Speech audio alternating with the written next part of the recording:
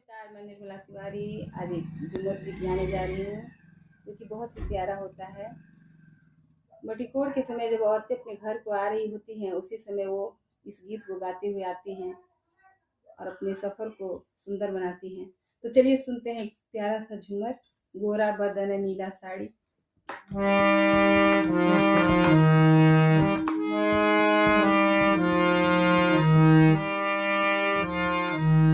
गोरा बदन नीला साड़ी, वो साड़ी वाली।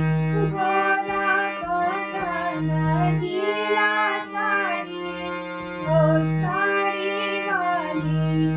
साड़िया पहिरी मैं तो सड़कों गई थी। साड़िया पहिरी मैं तो सड़कों गई थी। रहिया ने मारी हंस कर ताली, ओ साड़ी वाली। गोरा बदन नीला साड़ी, ओ साड़ी वाली। साड़िया पहिरी मैं तो बागों गई थी। साड़िया पहिरी मैं तो बागों गई थी।